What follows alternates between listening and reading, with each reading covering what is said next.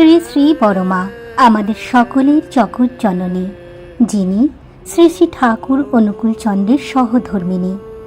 শ্রাবণ মাস শ্রী শ্রী বড়মার জন্ম মাস এবং এই মাসই শ্রী শ্রী ঠাকুরের এবং বড়মার বিবাহের মাস। তাই এই মাসটি আমাদের কাছে খুবই পূণ্য। আজ মাতৃ সম্মেলনে শ্রী শ্রী বড়মার ব্যাপারে এক মায়ের মুখ থেকে এমন সুন্দর সুন্দর আলোচনা আপনাদের শোনাতে যাচ্ছি, যা শুনলে মন ভরে যাবে।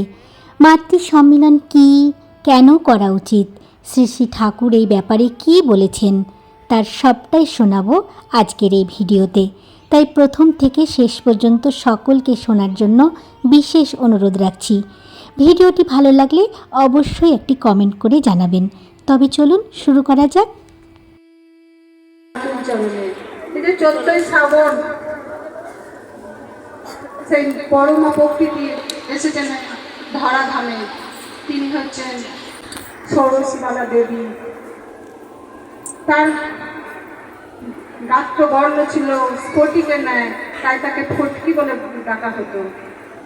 তিনি আর কেউ নন, তিনি হচ্ছেন শ্রী শ্রী ঠাকুরের লীলা সঙ্গিনী। আর তাকে বরণ করার জন্য, তাকে স্মরণ করার জন্য আচার্যদেবের নির্দেশে যে মাতৃ সম্মেলন করতে বলা হয়েছে। এই শ্রাবণ মাসটা পূর্ণ মাস, প্রত্যেকটা সৎসঙ্গী দাদাদেরও মায়েদের, এবং আচার্যদেবের নির্দেশে শ্রাবণ মাস মাতৃ সম্মেলন চলে। এই যে মাতৃ সম্মেলনটা আমাদের জীবনে কতটা গুরুত্ব, এবং চলার পথে ঠাকুর আর বড়মার যে পথ দেখানো পথ আমাদের জীবনে কিভাবে প্রভাব পড়ে, তার ঠাকুরের ভাষাতে কিছু বলার চেষ্টা করছি।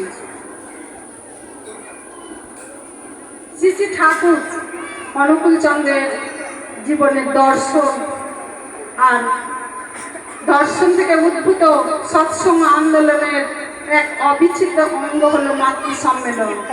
মাতৃ সম্মেলন মানে হচ্ছে মায়েদের মেলা। এই মেলা কিন্তু সাধারণ মেলা নয়, কোনো ধর্মীয় বা সামাজিক সমাবেশ বা জমায়েত নয়। শ্রী শ্রী ঠাকুরের সমগ্র জীবনের কথাই হলো বেঁচে থাকার বেড়ে ওঠা, আর করো হও হও, এই হচ্ছে তার মূল মন্ত্র। একটা কিশোরী মেয়ে বা বধূ কিভাবে সার্থক নারী হয়ে উঠতে পারবে, সেই বিষয়ে ধ্যান ধারণা, শিক্ষা দেওয়ার নেওয়ার সমাবেশই হচ্ছে মাতৃ সম্মেলন। মাতৃ সম্মেলন শ্রী শ্রী ঠাকুরের পবিত্র নারী শিক্ষা সঞ্চালনের জন্যই নিবেদিত। তাছাড়াও সংসারের নানা ঘাটে জোয়ার ভাটা অমর টানে মানুষের মনের কোণে পলি জমতে থাকে, আর এই পলি জমতে জমতে গভীরতাও কমে যায়। বিশেষ করে মায়েদের ক্ষেত্রে তাদের মন ক্লান্ত, শান্ত, অবসন্ন হয়ে পড়ে, আর তাদের ক্লান্ত শান্ত মনকে আরো উজ্জীবিত বা উৎফুল্ল এবং ইষ্টপ্রাণ করে তোলাই হচ্ছে মাতৃ সম্মেলনের উপযোগিতা। আর এই মাতৃ সম্মেলনের যে পবিত্র আয়োজন করেছেন, সেই মায়েদের মধ্যে আমার শ্রী শ্রী মনোমোহিনী দেবী মা, শ্রী শ্রী বড়মা, পূজনীয় সাধনাদি এবং আরও প্রণব মায়েরা অংশগ্রহণ করেছিলেন। তারা এই মাতৃ সম্মেলনটা প্রবর্তন করেছিলেন, আমাদের উদ্দেশ্যে তারা নিবেদিত করেছিলেন। আর তার প্রাণ পুরুষ হলেন পরম প্রেমময় শ্রী শ্রী ঠাকুর নিজেই।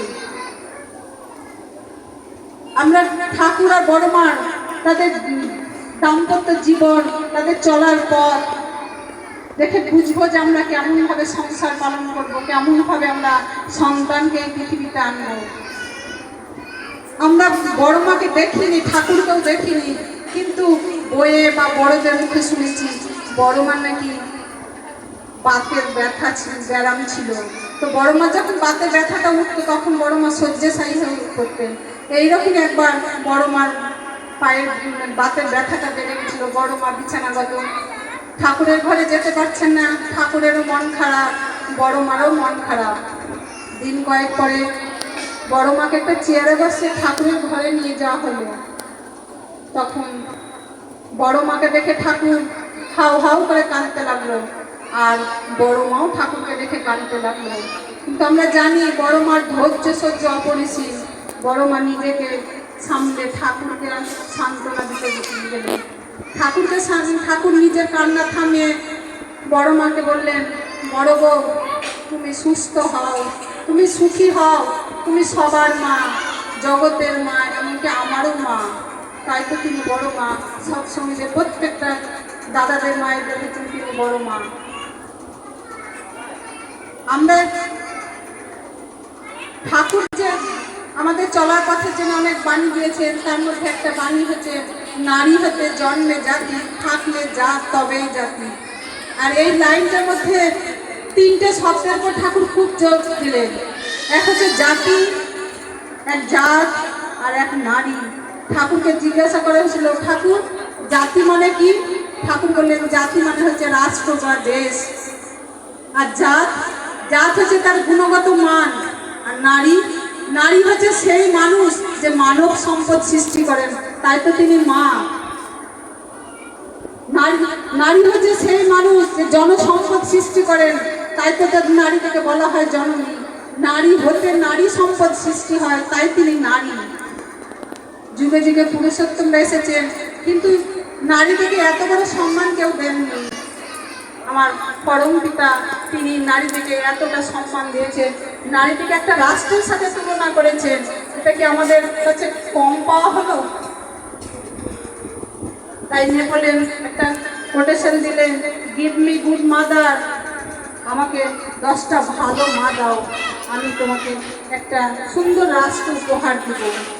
ঠাকুর বললেন, একটা রাষ্ট্র সুন্দর করতে হলে তার অনেকটা অংশ জুড়ে রয়েছে বিবাহ। শুধু বিবাহ জুড়ে রয়েছে না, ওতপ্রোতভাবে জড়িত হয়ে আছে। তাই তো ঠাকুর বারে বারে বলেছেন যে বিবাহটা উচ্চ মানের দেওয়া দরকার। বিবাহের মূল উদ্দেশ্য হলে উৎবর্ধন আর সূত্রজনন। বিবাহ যদি উচ্চগামী হয় তাহলে রাষ্ট্র উচ্চগামী হবে, রাষ্ট্রের অর্থনৈতিক, ব্যবসা বাণিজ্য, শিল্প সবকিছু উন্নত হবে। আর যদি বিবাহ যদি নিম্নগামী হয় তাহলে সেই রাষ্ট্র ভেঙে পড়বে, দুর্বল হয়ে পড়বে। তাই ঠাকুর 5 বছরের নাম আর 12 বছরের দীক্ষা দেওয়ার কথা এমনি এমনি বলেননি। আমরা আগের দিনে শুনেছি ঠাকুমাদের মুখে যে কি বাড়িতে যদি কোনো মা যদি গর্ভবতী হতো, তখন তার শাশুড়ি মায়েরা এবং তার কর্তা মায়েরা বলতেন যে এখন ঠাকুরের বই পড়ো, তাহলে সন্তান ভালো হবে। কিন্তু ঠাকুর বললেন না, একটা মেয়ে যখন জন্মের কিছুদিনের মধ্যে তার চলা, তার বলা, তার চরিত্র গঠনের মধ্যে দিয়ে তার গর্ভস্থ স্তর তৈরি হয়ে যায়। তার চরিত্রের উপরেই তিনি যখন মা হবে তেমনই তার সন্তানটা হবে। তাই ঠাকুর বারবার বলেছেন যে 12 বছর বয়সে দীক্ষা নিয়ে সে ইষ্টকে মাথায় নিয়ে চলবে, এবং তিনি যখন মা হতে যাবে সে তখন ইষ্টপ্রাণ হয়ে চলবে, এবং বাবাও যদি ইষ্টপ্রাণ হয়ে চলে তবেই সুসন্তান আসবে। তো সুসন্তান উন্নতির সোপান হচ্ছে আমাদের ইষ্টকে মাথায় নিয়ে চলা। আমরা যদি ইষ্টকে ঠিকভাবে মাথায় নিয়ে চলতে পারি তাহলে আমরা সুসন্তানকে আনতে পারবো, আর সুসন্তানটা হচ্ছে দেশের ভবিষ্যৎ। আমি প্রত্যেকটা মায়েদের উদ্দেশ্যে বলবো, প্রত্যেকে ইষ্টকে মাথায় নিয়ে চলুন আর সুন্দরভাবে থাকুন, প্রত্যেকে সুস্থ থাকুন, আনন্দে থাকুন, ভালো থাকুন। প্রত্যেকের মঙ্গল প্রার্থনা জানায় পরম পিতা রাঙা রাতুল চরণে। আর আমাদের রুকুমপুরে যে মাতৃ সম্মেলন যে আজকে এই জায়গায় দাঁড়িয়েছে, একদিন দেখেছি যে মাতৃ সম্মেলনে কেউ লোক ছিল না, কিন্তু আমাদের দাদারা একটা মাকে বলেছিলেন যে বৌদি আপনি এই মাতৃ সম্মেলনটা ধরুন। তো সেই মা, আমাদের হয়তো কোন মাতৃ সম্মেলন যেতে কোনোদিন অসুবিধা হয় বা আমরা অজুহাত দেখাই, কিন্তু মা সে অসুস্থ হলেও কিন্তু সেই মা কিন্তু সেখানে হাজির হয়। যত ঝড় বৃষ্টি আসুন সেই মা কিন্তু সেই মাতৃ সম্মেলনে যোগদান করেন। আমি সবার হয়ে তার কাছে অনুরোধ করব যে আপনি যদি 2-1টা কথা বলেন তাহলে আমরাও ধন্য হব, আমরা কৃতার্থ হব। সবাইকে আমার জয় গুরু।